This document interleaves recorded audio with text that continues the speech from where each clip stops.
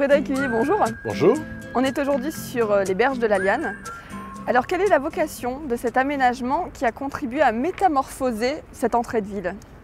Souvenons-nous de ce qu'était cette entrée de ville, c'est-à-dire une grande autoroute urbaine, 2 fois 2 voies, les voitures y allaient vite, des problèmes de sécurité, un environnement dégradé.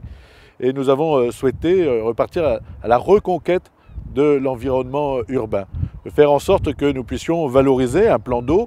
Il est un plan d'eau à vocation sportive, il est aussi structurant pour la ville, et d'aménager le long de cet espace des rythmes de salons, de lieux de convivialité, de parcours sportifs, bref, de faire que nous puissions nous réapproprier l'espace.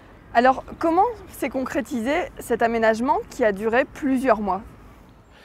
La Liane avait mauvaise image et il a fallu métamorphoser le site, transformer l'image, donner un véritable visage au cœur de ville avec ce lieu structurant.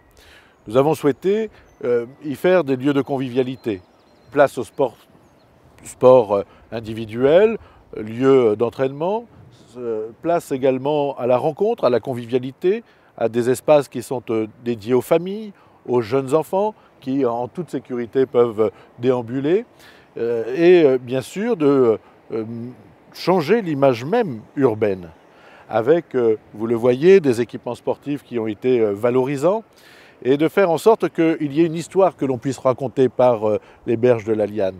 Rive droite, rive gauche, le projet n'est pas terminé, mais il donne une image extrêmement valorisante, une qualité urbaine.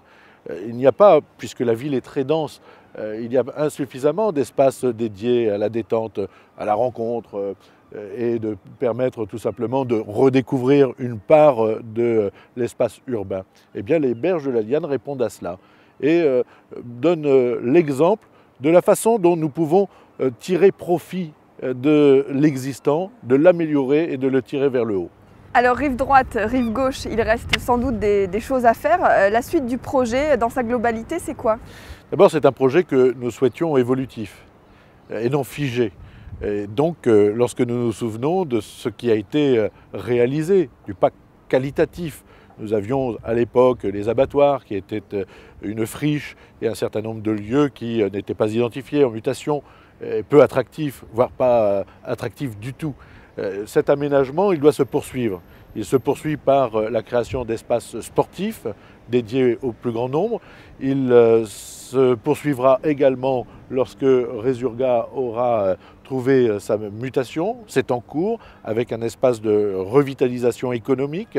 Et ce sera aussi l'achèvement dans le cadre de l'aménagement du quai Gambetta et du quai des paquebots, puisque l'idée est de pouvoir aboutir, cheminer vers la plage et que dans le cadre du grand projet Nausicaa, nous puissions là encore améliorer cet espace urbano-portuaire et de faire que nous ayons cette continuité. Donc c'est une invitation à la découverte, une invitation au mieux vivre dans la ville et de faire en sorte que l'urbanité ne soit pas exclusif de qualité de vie. C'est tout un enjeu, surtout dans une ville dense comme l'est Boulogne, et c'est aussi la valorisation de ce qui est notre histoire et notre patrimoine. Alors l'aménagement des berges de Liane, c'est aussi du mobilier urbain que vous avez choisi de placer rive droite, rive gauche. Alors à quoi sert-il ce mobilier?